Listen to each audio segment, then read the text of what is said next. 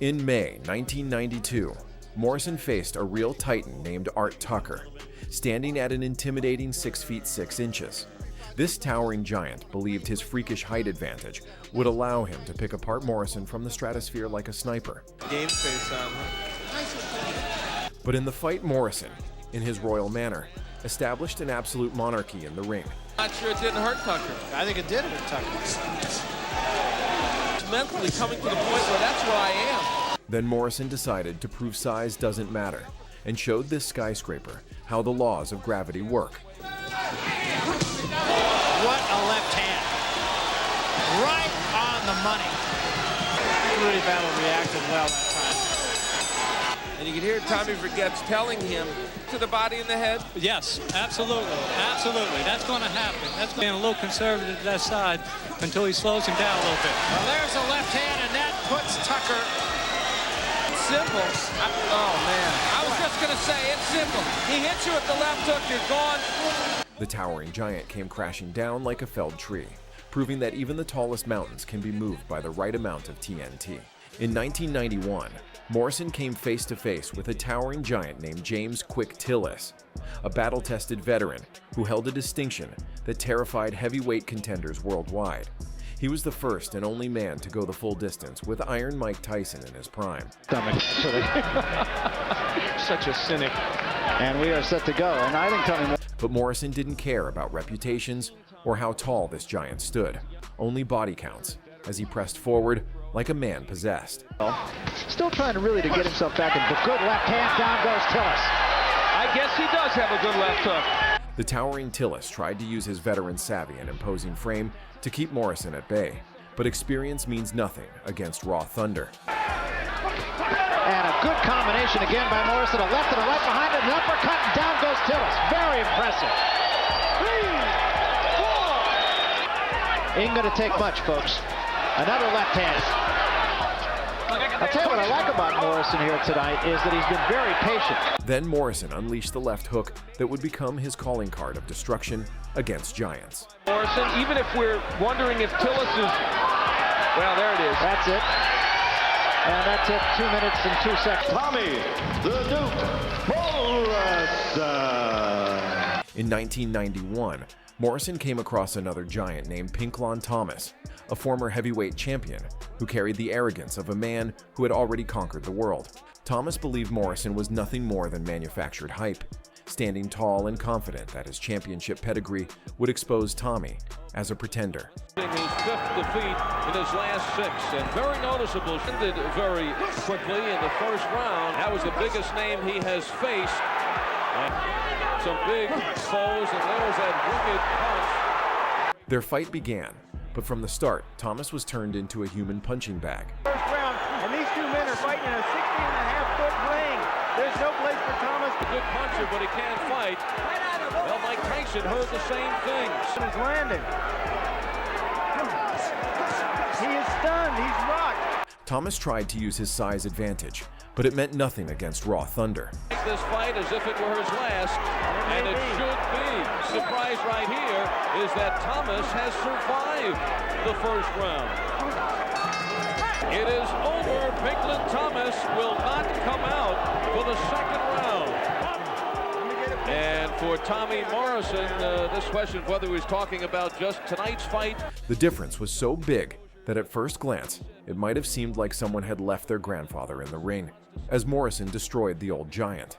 Next, Morrison faced a massive Pacific Islander named Tuitoya, who was built like a refrigerator with fists and looked like he could bench press Morrison and his coaches for his warm-up. This intimidating mountain of muscle had crushing power that destroyed opponents throughout the amateur ranks. 38-2, but unfortunately I believe America. But Morrison pressed forward like he didn't care about Toya's crushing power. He is not... Well, he's had enough wake-up calls. He's got to start to take it seriously. I hope he came in here with a little more rest. At the end of this first round. Success. If anything, he's been his own worst enemy.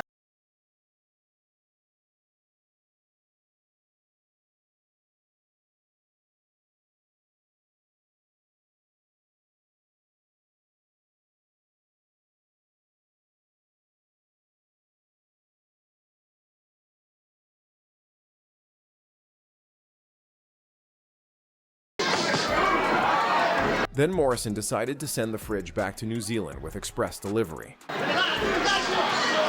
we come to the end of the second round and a huge shot by Tuitoya. Morrison with an edge. Tuitoya again got no impact on Morrison. There's another good straight right hand, and down goes Tuitoya. I'm not feeling it wasn't, but he got hit with a big right hand. And an uppercut there from Morrison. He's 0 for 11 in the jabbing department. Well, that's the uppercut from the outside. Uppercut by Morrison, down goes Tuitoya. Taming, the Duke, Morrison. In 1992, Morrison faced a muscle-bound giant named Kimuel Odum, who had committed the ultimate sin, running his mouth and disrespecting the Duke with trash talk that echoed through the boxing world. So I'm gonna go in there and knock him out. I'm gonna throw the uppercut, I'm gonna throw the right hand, I'm just gonna bombs away. It's kind of hard for a fighter to even come back from a beating like he took from Ray Mercer. So I'm just gonna make it a flashback for him. Tommy didn't appreciate the disrespect and decided to teach Odum about some old-fashioned manners. That was excellent. Very good. From the opening bell, Morrison hunted this muscle-bound giant like a predator stalking wounded prey. Was ultimately knocked out. Kept Morrison off of it that time. The trash-talking giant tried to back up his big words with his fists, but you can't reason with a hurricane when it's decided to destroy you. And so is Tommy Morrison.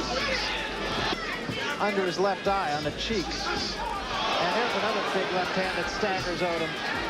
Quickness in his hands. He throws those punches fast. I'm not exactly sure. Boy, I want to tell you, that's the way you draw it up.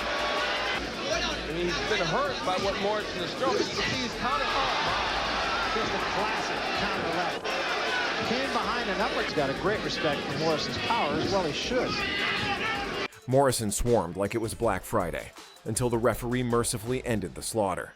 In 1993, as Morrison built to a world title fight against George Foreman, he came across Carl "The Truth" Williams. Williams was a true powerhouse, striking fear into his opponents with his massive frame. It seemed like Morrison might not even be able to reach him. If I was in Morrison's corner, they'd be down by his navel where they belong. But Morrison wasted no time sending a message to this towering giant. Lane says don't do that again. And there's the left hook, and down goes Carl Williams. As advertised, he came over the top with it. And that wasn't even before he throws it. Morrison trying to split. However, Williams didn't become the Truth by staying down, as the massive challenger rose to his feet ready for war. Right hand by Williams is solid To eat a tin can. So maybe Morrison should take 10 years off. Left hook again by Morrison, backs Williams up. And as he figures the fight, the long... And another left hand, and down goes Williams.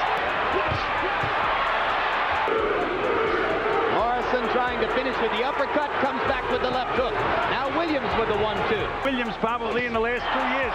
Great right hand by Morrison. Williams. Right hand by Williams. Morrison answers with the right. Right, if he comes out of this fight and wins this fight side to side, he's moving one way. It lacked power when it landed. His mouth is wide open now, Jim, and it's early in the fight. There's that right hand. Larry, I have the fight scored exactly the same as you. The giant answered with a bomb of his own. He has an inspiration he never had before. And John Davenport has done some job with Paul To have punched himself out a little bit, Gil. Yes, again, this fight could go up and down, up and down. And it was a rocky fifth very much. You saw me and raised me, Jim. Has Tommy Morrison already run out of gas? Is it also a signal to your opponent, Gil? Round number 6. Left hook and a left hook. 2 right hands by Williams. West right hand because you won't throw yourself. Then Morrison roared back with the fury of a wounded animal, unleashing combinations against this towering adversary that would make Iron Mike jealous. And now Carl's a little wobbly. And there's another left hook. And Morrison's got a chance to finish him off. Bang! Carl Williams is in trouble. And Williams is looking for the referee to stop the fight. He doesn't know where he is. And Williams is already busted up. And Mills Lane has stopped the fight. Oh, victory, Tommy, the Duke Morrison. Our redneck destroyer had shown the boxing world he was ready to challenge the biggest and best giants in the heavyweight division. In 1995, the ultimate collision was inevitable. Morrison faced Donovan Razor Ruddock, a fighter whose massive frame and nickname spoke volumes about his formidable abilities in the ring. This Canadian destroyer was a true colossus, whose signature punch was called the Smash and should have been registered as a lethal weapon. The man who gave Mike Tyson 2 difficult bouts, kind of a major fight several years ago, was against Lennox Lewis. From the opening bell, both men knew they were dealing with heavyweight violence at its finest. Nice jab by Morrison. That's the money punch for both guys. Both guys. I was going to remind people of the nice uppercut by Ruddock. Oh, there goes Morrison!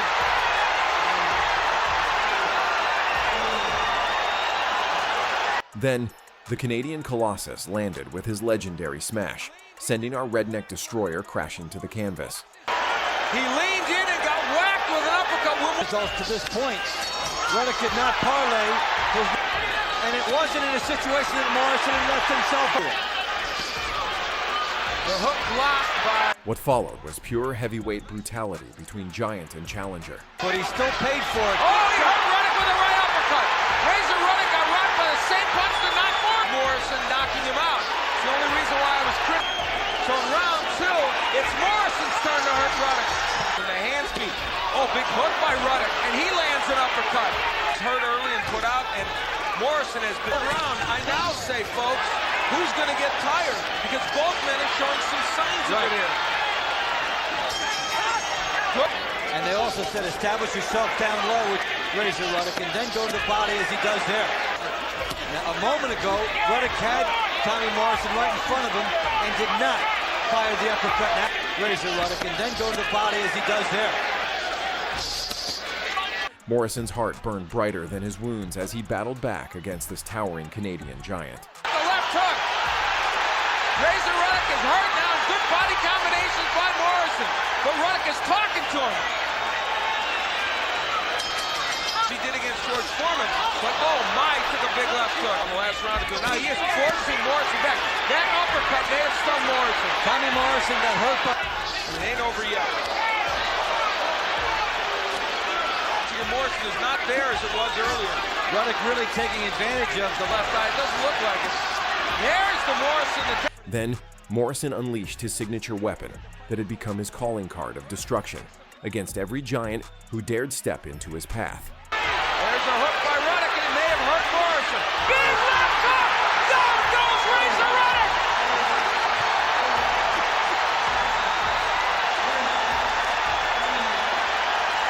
Needs to buy about 10 more seconds, and it's a long one.